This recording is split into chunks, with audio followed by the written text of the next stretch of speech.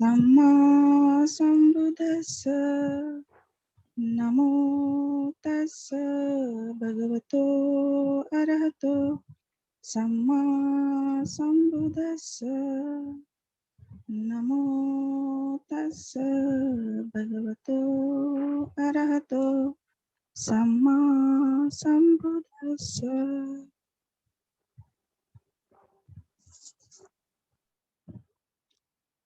सभी श्रद्धावान उपासक उपासिकाओं, मेरे तरफ से पूर्णिमा की शुभकामनाएं। आज कार्तिक पूर्णिमा है। कार्तिक पूर्णिमा ये जो है, इसका विशेष महत्व हमारे बुद्धिज्म में है। आज के दिन भगवान के जो अग्र श्रावक थे सारिपुत्र, उन्होंने आज महापरिनिर्वाण लिया था। वैसे ही आज के दिन सारनाथ में जो महाकारुणिक गौतम बुद्ध के धातु है वह बाहर निकाले जाते हैं और सभी बौद्ध राष्ट्र के जो उपासक उपासिकाएं हैं वह आज के दिन सारनाथ में आके इस पावन पर्व पर समाविष्ट होकर रैली निकाली जाती है और बहुत उत्साह से ये दिन मनाया जाता है। आज कार्तिक पूर्णिमा के दिन पूरा दिन धम्म में बिताते हैं। बौद्ध राष्ट्र में आज के दिन पूरा दिन बौद्ध विहार में रहते हैं, उपोषदगार में दिन बिताते हैं, धम्म देशना और उपदेश सुनते हैं। इस दिन का बड़ी बेसब्री से इंतजार करते हैं कि आज के दिन जिनको सारनाथ जाके महाकारुणिक गौतम बुद्ध के जो धातु है उनके दर्शन करने जो आते हैं उनको अनोखा दृश्य देखने मिलता है। जो धातु भगवान बुद्ध के हैं वो जो अनागारिक धम्मपाल है, इनको सुपुर्द किए गए थे 1935 में। उन्होंने ये सारनाथ में बड़े जतन से रखे हैं और इसका दर्शन सारे विश्व को होता है। तो ऐसे पावन पर्व पर आज मुझे धम्म देशना का जो पुण्य काम सौंपा गया है, मैं इसके लिए धम्म मंगलम ग्रुप की आभारी हूँ। और आज के दिन जो महान पुण्य हम अर्जित करने वाले हैं वो एक विशेष महत्व रखता है। मैं धम्म देशना देने के पहले सारे आह्वान करती हूँ देवतागणों को और सारी सत्ता को, क्योंकि धम्म देशना और धम्म जो है सारे सत्व को ही आज आवश्यकता है इस द्वारे अपने पुण्य कर्म बढ़ा के सुगति में जाने के लिए। साधु साधु साधु।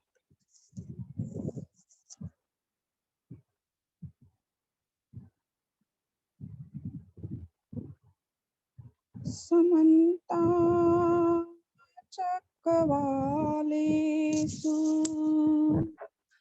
अत्र गच्छन्तु देवता सधम्मं मुनिराजस्य शृण्वन्तु सखमोकदम्। धम्म श्रवण कालो अयं भदन्ता धम्म श्रवण कालो अयं भदन्ता परितं धम्म श्रवण कालो अयं भदन्ता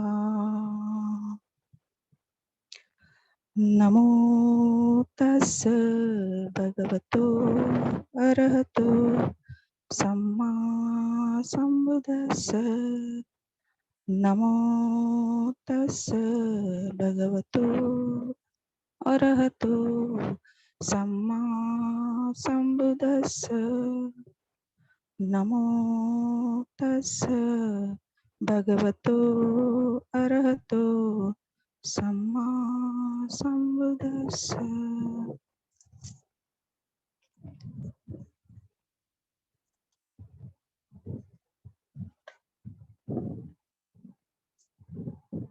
आज हम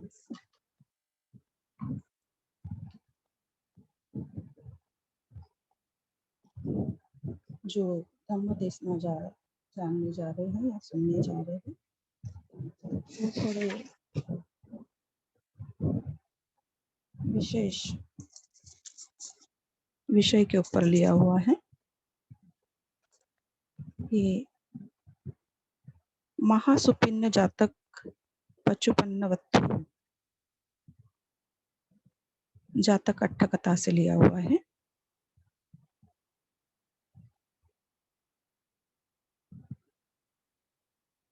एकं दिवसं कीरकोसल महाराजा रतिं निद्युपगतो पश्चिमे यामे सोलस महासुपीने दिस्वाभिततसीतो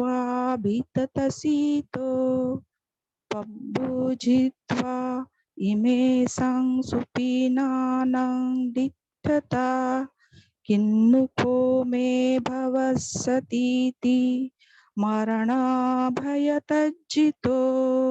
शयनपीठे निसिन्नको वविति नामेसि अथनं पभाताय रत्तिया ब्राह्मणपुरोहिता उपसंकमित्वा सुखसमयसिद्ध महाराजाति पुच्छिन्सु। एक दिन कौशल महाराज जो सोए थे, सोते समय रात्रि के अंतिम प्रहर उन्होंने 16 महास्वप्न देख भयभीत त्रस्त हो जाकर इन सपनों को देखने के कारण मुझे क्या फल भुगतना होगा, यह सोचकर वह मृत्यु से भयभीत शैया पर बैठ विचार करने लगे और रात्रि के बाद प्रभात होने पर सारे ब्राह्मण पुरोहित इनको उन्होंने बुलाया और उन्होंने बताया कि मुझे ऐसे सोते समय 16 स्वप्न दिखे।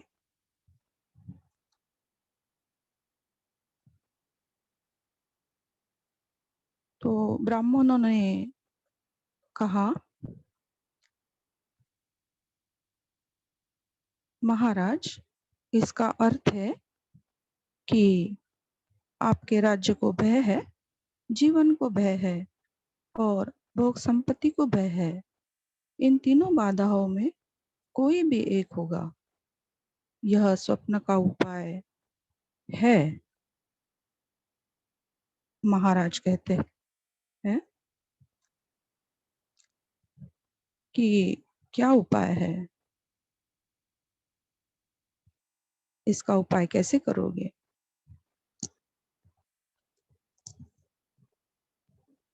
तो जो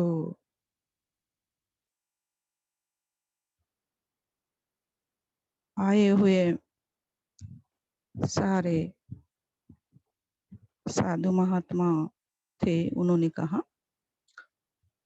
बहुत सादा उपाय है, आपको जो है बलि देना पड़ेगा, आपको बहुत सारा धन जो है वो खर्च करना पड़ेगा और सभी लोगों को भोज्य कराना पड़ेगा, जितने साधु है उनको धन देकर खुश करना पड़ेगा। ये सब उन्होंने लालच में आके कहा था। महाराज जो है उन्होंने कहा कि आप इस भय से निकालने के लिए जो करना है आप कीजिए, मैं तैयार हूँ और शीघ्र ही मेरा कल्याण करो। बहुत धन मिलेगा, बहुत खाद्य भोज्य ले जाएंगे, यह सोचकर प्रसन्न चित्त हो ब्राह्मण इन्होंने कहा, महाराज चिंता न करे, हम सब ठीक कर देंगे।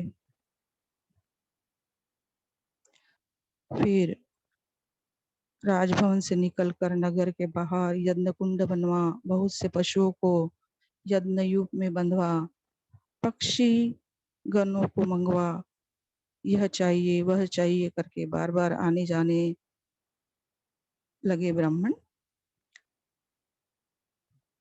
इसी दरमियान मल्लिका देवी, जो कौशल राजा नरेश की महारानी थी,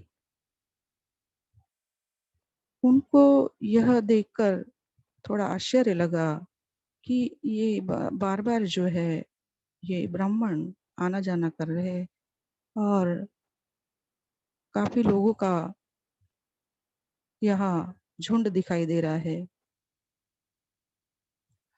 तब मल्लिका देवी ने उस बात को जान राजा के पास जाकर पूछा, महाराज ब्राह्मण किस लिए आ जा रहे हैं?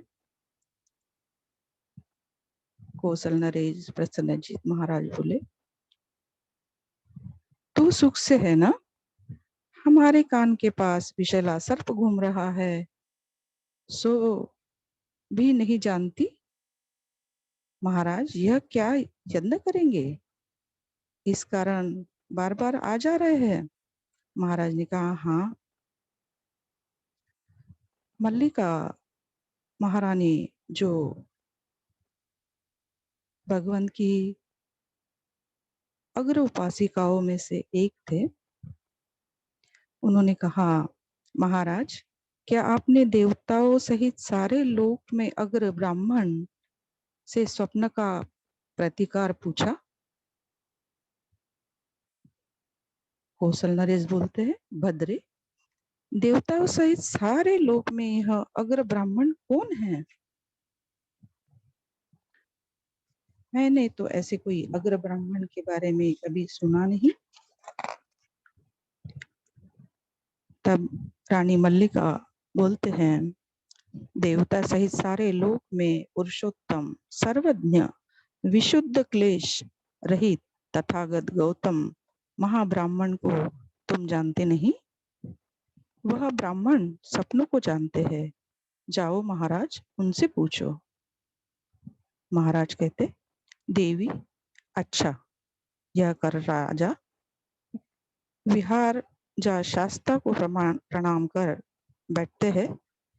शास्ता से मधुर वाणी में पूछते हैं,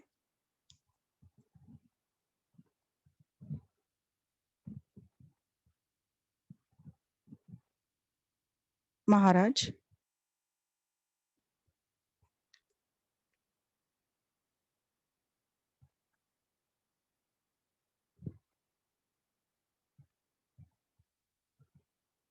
थोड़े चिंता में थे।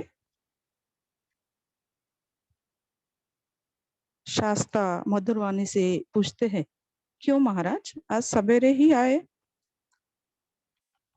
महाराज कहते हैं, बनते मैंने आज ही प्रत्युष बेला में 16 महास्वप्न देखकर भयभीत हो ब्राह्मणों से पूछा,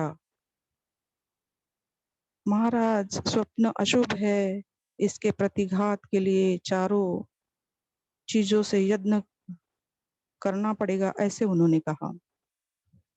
तो वह यज्ञ की तैयारी कर रहे हैं।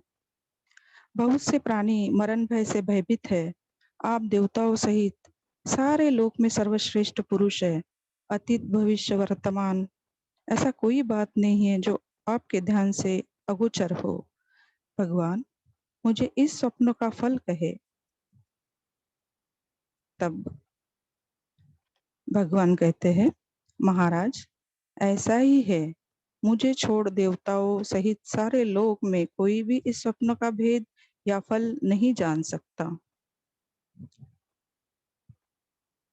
तुमने जिस रूप में देखा है उसी रूप में वर्णन करो। महाराज कहते हैं, भंते अच्छा। ऐसे कहकर कौशलराज प्रसन्नजित महाराज जैसे उन्होंने स्वप्न देखा वैसे कहते हुए कहते हैं, सांड, वृक्ष, गाय, बैल, घोड़ा, कांसा, सियारिन, घड़ा, पुष्कारिणी, अपक्व चंदन, तंबू डूबते हैं, शिलाएं तैरती है, मेंढकियां काले सर्पों को निगलती है, राजा हंस कौओं के पीछे चलते हैं, भेड़िए बकरियों को डसते हैं, भेड़िए बकरियों को डराते हैं।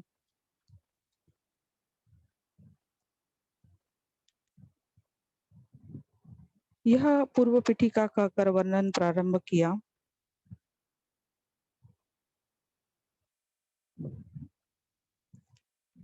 उन्होंने कहा, भंते एक स्वप्न तो ऐसा देखा, अंजन सदृश काले चार सांड लड़ने की इच्छा से चारों दिशाओं से राजांगन में आकर बैलों की लड़ाई देखने की इच्छा से जन समूह में एकत्रित होने पर लड़ने का ढंग दिखा, नाद कर गर्जना कर बिना लड़े ही वापस चले गए।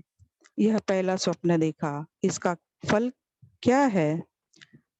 भगवान कहते हैं, महाराज इस स्वप्न का फल न तेरे समय में होगा न मेरे समय में, किंतु भविष्य में अधार्मिक कृपण राजाओं तथा अधार्मिक मनुष्य के समय में होगा।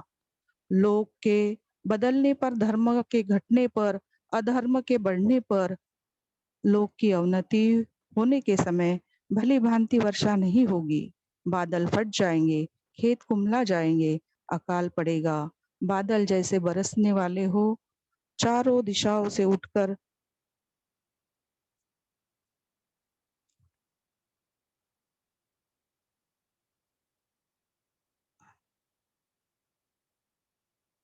धूप में फैलाए हुए धान्य आदि भीगने से डर से अंदर ले जाते समय मनुष्य टोकरी कुदाली हाथ में लेकर भेड़ भेड़ बांधने के लिए निकलने पर फिर वह बादल बरसने का ढंग दिखा, गरज कर बिजली चमका कर उन बैलों को बिना लड़े अर्थात बिना बरसे ही वापस हो जाएंगे। यह इसका फल है, लेकिन इसके कारण तुझे किसी प्रकार का भय नहीं है। जो स्वप्न देखा है वह भविष्य संबंधी है। ब्राह्मणों ने अपनी जीविका वृत्ति के लिए कहा है। इस प्रकार शास्त्र ने स्वप्न का फल बतलाकर कहा, महाराज दूसरा स्वप्न कहे। महाराज कहते हैं, भंते दूसरा स्वप्न इस प्रकार है, पृथ्वी से निकलते ही छोटे वृक्ष एक या दो बलिष्ठ होने से भी पूर्व ही फूलने फलने लगे। यह दूसरा स्वप्न, इसका क्या फल है? भगवान कहते हैं, महाराज इसका भी फल लोक को अवनति होने तथा मनुष्य की आयु कम होने पर होगा। भविष्य में प्राणी आसक्ति वाले होंगे। कुमारियां आयु प्राप्त होने से पहले ही मनुष्य के संसर्ग में ऋतुमती तथा गर्भिणी हो जाएगी। पुत्र पुत्रिया को वृद्धि करेगी। क्षुद्र वृक्षों के पुष्पित होने की भांति ही उनका ऋतुमती होना, फलित होने की तरह पुत्र पुत्रियों वाली होना होगा। इसके कारण भी महाराज तुम्हें भय नहीं। तीसरा स्वप्न कहे। भंते उसी दिन उत्पन्न बछड़िया का दूध गाय पी रही थी। यह मेरा तीसरा स्वप्न है, इसका क्या फल है? भगवान कहते हैं, इसका भी फल भविष्य में जब मनुष्य द्वारा बड़ों के प्रति आदर सत्कार के भाव नष्ट होने पर होगा। भविष्य में लोग माता पिता तथा सास ससुर के प्रति निर्लज्ज हो अपने आप ही कुटुंब का पालन कर श्रेष्ठ वृद्धों को खाना कपड़ा देने की इच्छा रहेगी तो देंगे, न हुई तो नहीं देंगे। वृद्ध जन अनाथ हो जाएंगे, पराधीन हो जाएंगे, बच्चों को संतुष्ट करके जीवित रह सकेंगे। उसे दिन उत्पन्न हुई बछड़िया का दूध पीती गायों के समान, उसके कारण भी तुम्हें भय नहीं है। चौथा स्वप्न कहे, महाराज कहते हैं चौथा स्वप्न, भंते उठाने ढोने के सामर्थ्य रखने वाले बलवान बैलों को जुआ में न जोतकर तरुण बछड़ों को धुरी में जोते जाते हुए देखा। वे धुर को खींचने में असमर्थ होने के कारण छोड़कर खड़े हो गए, गाड़ियां न चली। यह मैंने चौथा स्वप्न देखा, इसका क्या अर्थ है? भगवान कहते हैं, इसका भी फल भविष्य में अधार्मिक राजाओं के ही समय में होगा।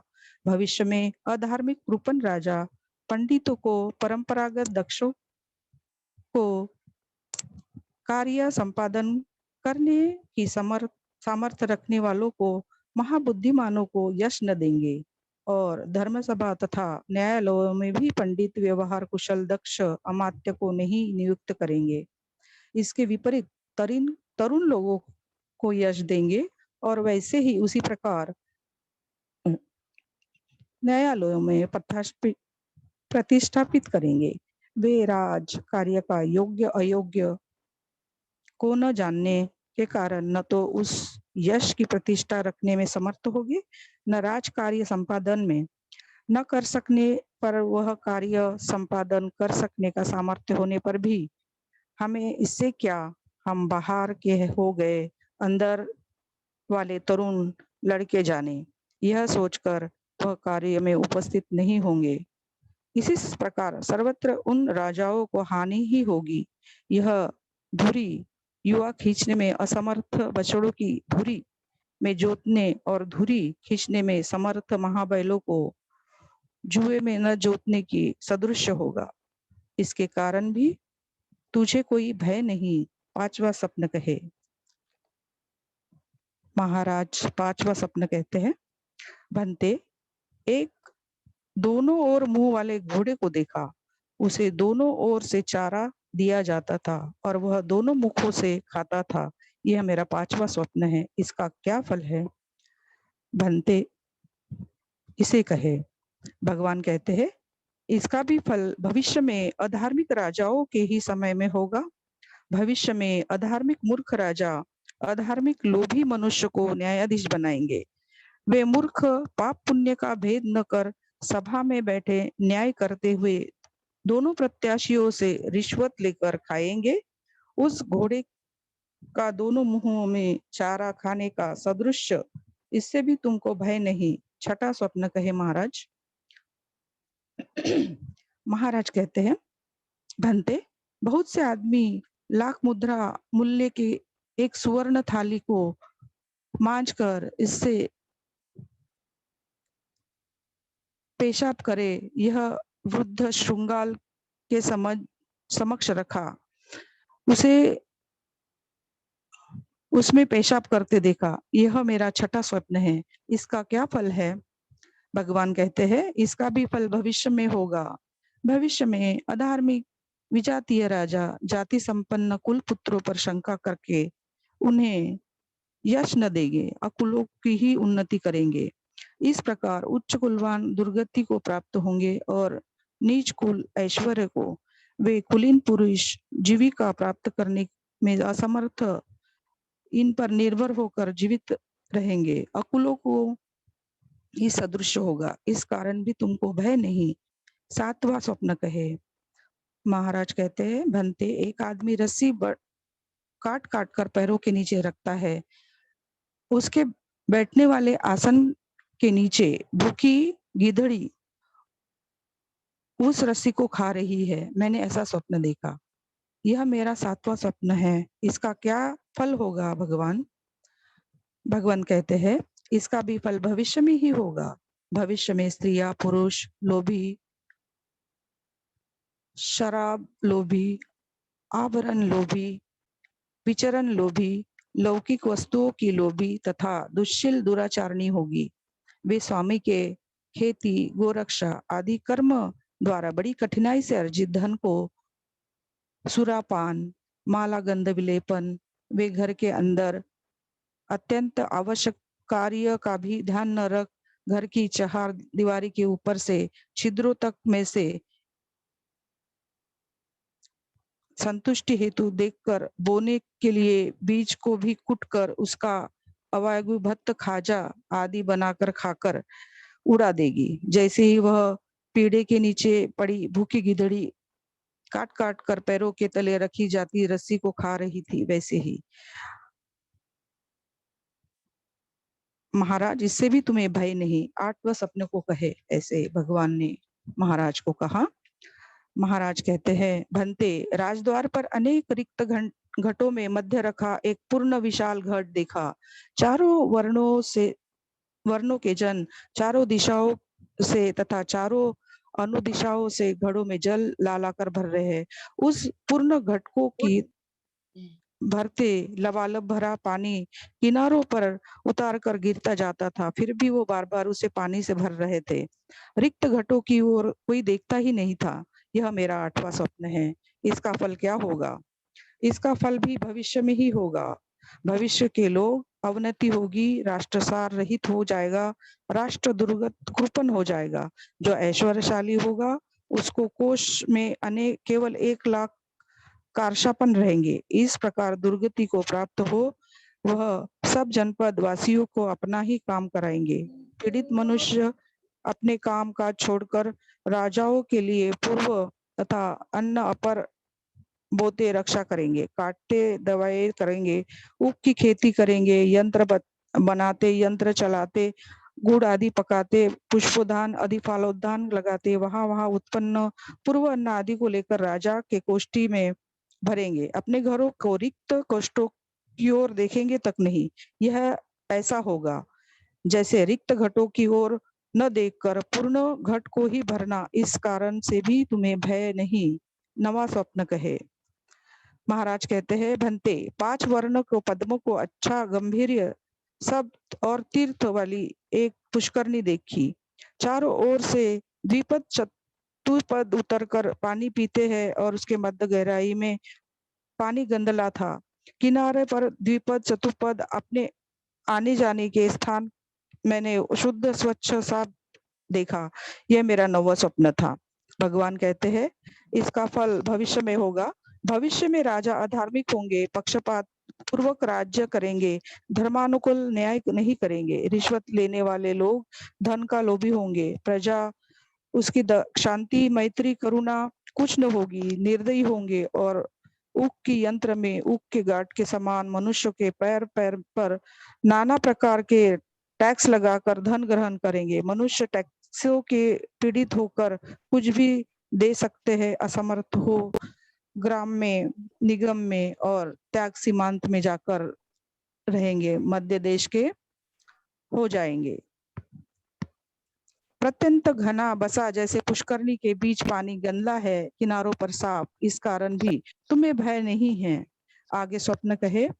10वां स्वप्न कहते हैं महाराज प्रसन्नजीत कहते हैं भंते, एक ही देगची में पके हुए भात को कच्चा देखा, मानो बाट कर तीनों प्रकार से पकाया हो। एक और बहुत कच्चा, एक और अध कच्चा और एक भली भांति पका हुआ।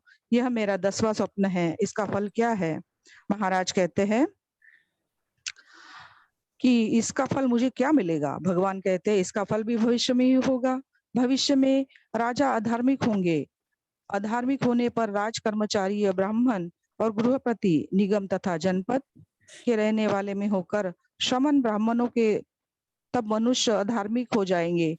उसमें हवाएं चलेगी, उससे आकाश स्थित विमान कंपित होंगे, उसमें कंपित होने पर देवता क्रोधित हो जाएंगे, वर्षा नहीं होंगी, वर्षा बरसने पर एक समान वर्षा न होगी, बरसने पर वह सब जगह कृषि कर्म का, बुराई का कोई उपकार न होकर न बरसेगा। जैसे राष्ट्र में उसी प्रकार जनपद में भी, ग्राम में, तालाब तथा सरोवर में भी प्रत्येक स्थान पर एक समान नहीं बरसेगा।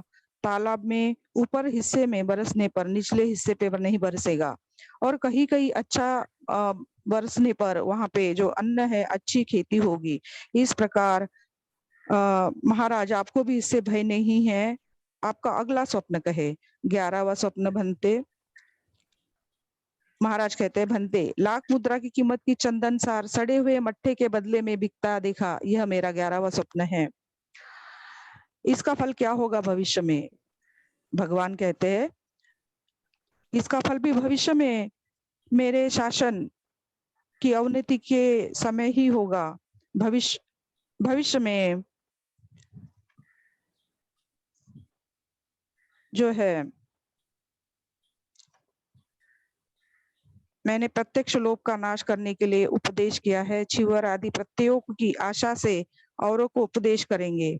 जो भिक्खु है वो प्रत्यय से मुक्त हो, संसार से निस्तार के पक्ष में स्थित हो, निर्वाणाभुक हो, धर्म का उपदेश न कर सकेंगे।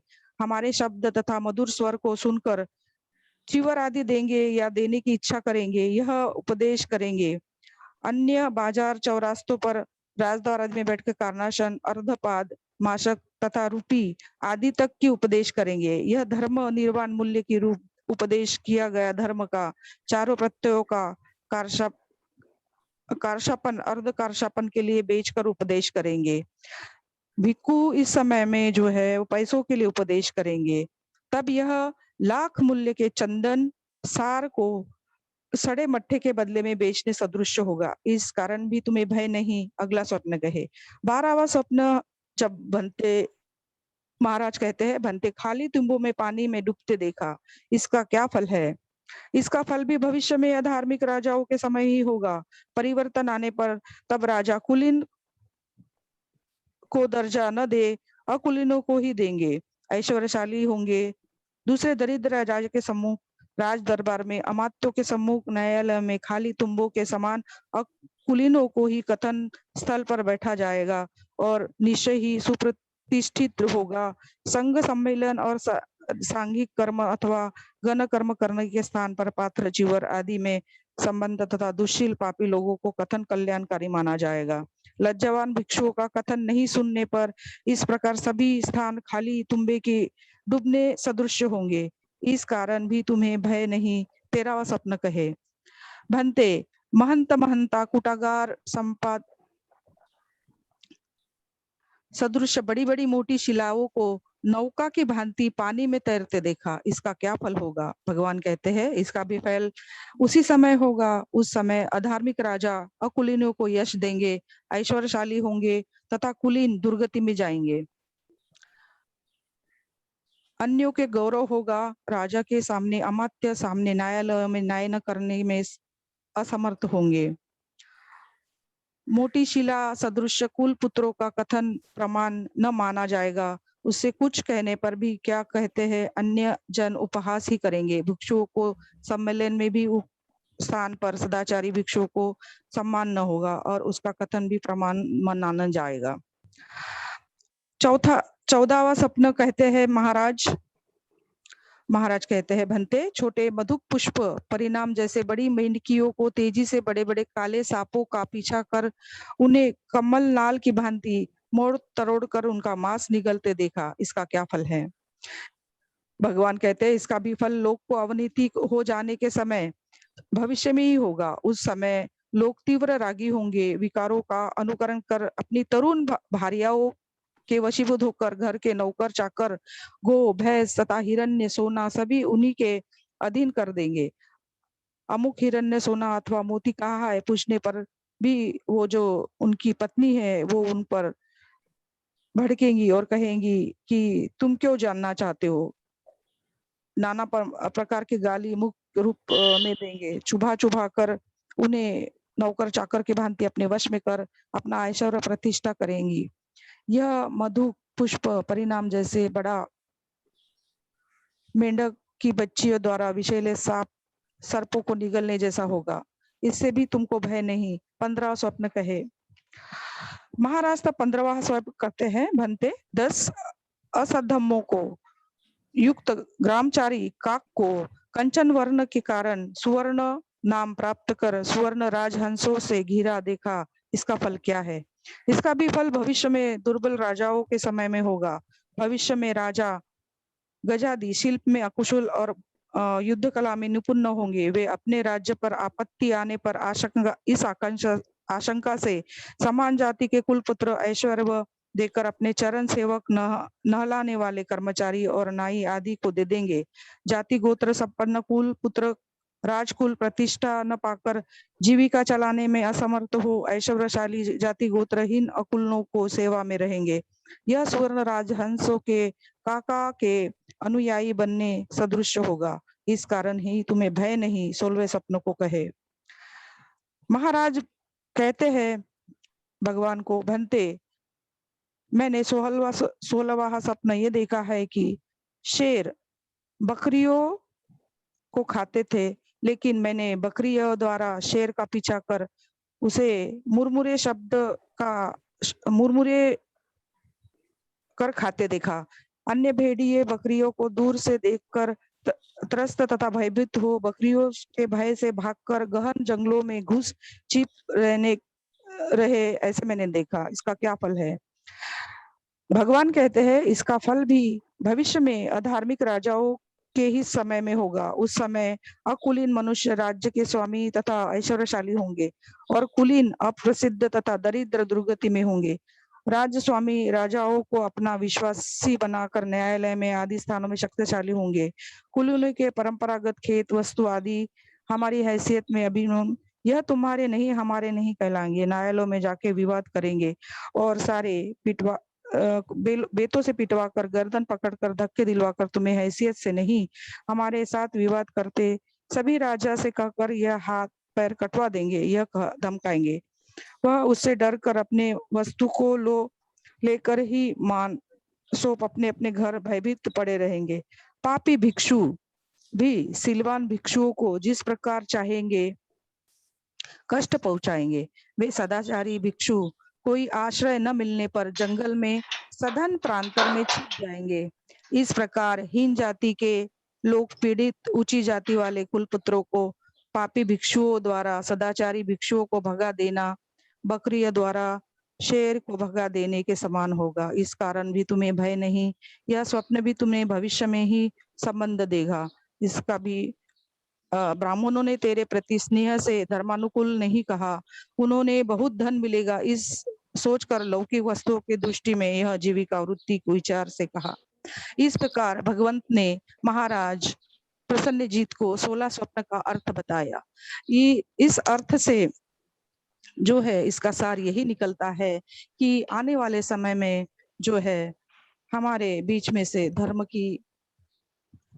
धर्म नष्ट हो जाएगा और जो धर्मवान भिक्षु होंगे जो अपने में धर्म जानते हैं और जो सद्धम्म का प्रचार प्रसार करते हैं, वो भिक्षुओं को जो अज्ञानी भिक्षु है जिन्होंने धम्म के बारे में सद्धम्म के बारे में कुछ जानकारी नहीं ली है झाल्यावर मला ठेव जो मी आंघोळ केली पण डोकं धुतो मी आणि पुसत आहे ना। Hello hello hello hello ma'am continue करा मैम, मैं म्यूट करती। ओ मैम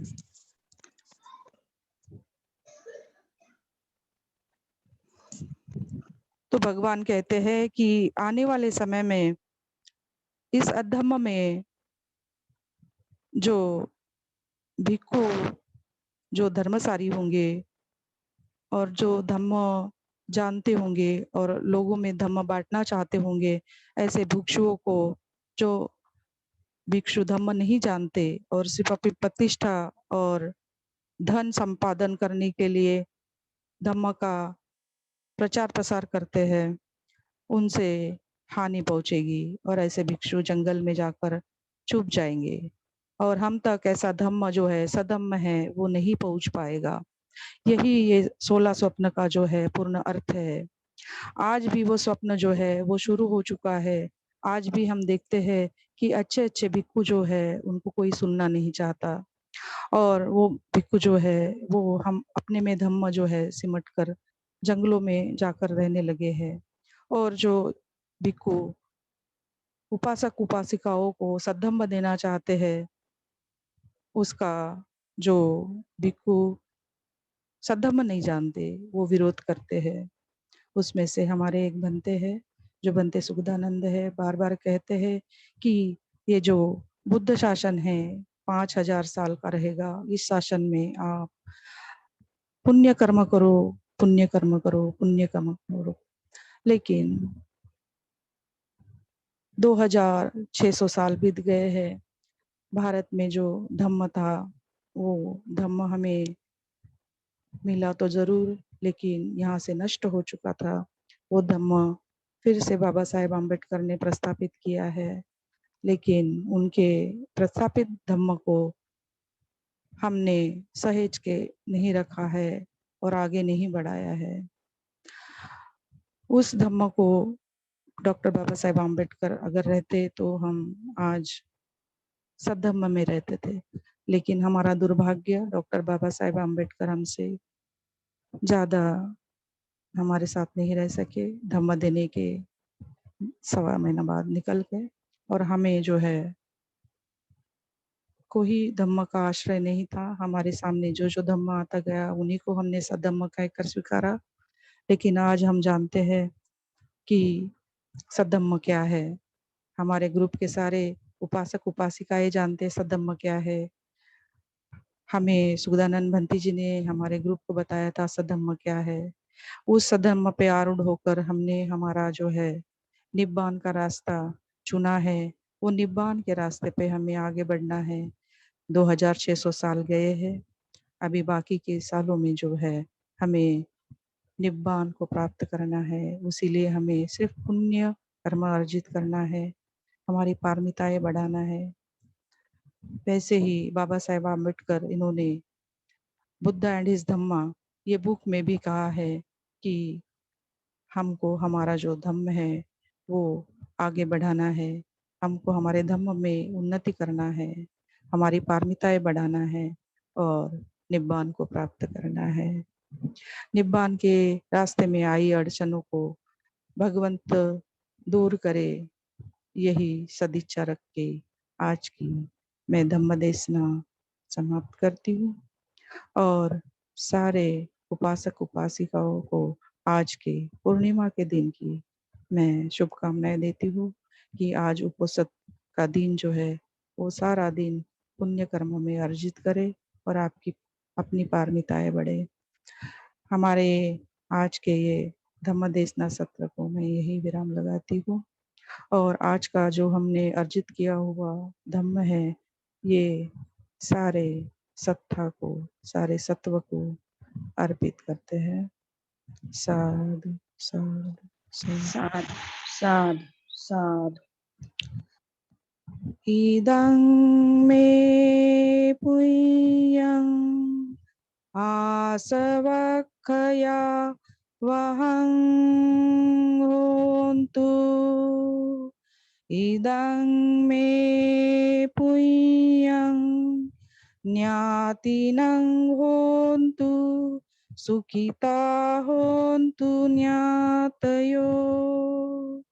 इदं मे पुण्यं निब्बानस्य पच्चयो होन्तु। इदं मे पुण्यं सब्बे सत्ता सुखिता भवन्तु। इदं मे पुण्यं सब्बे सत्ता सब्बे पाना सब्बे मनुष्य सब्बे अमनुष्य सब्बे देवा अनुमोदन्तु।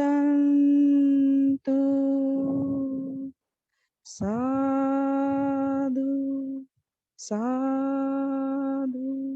सा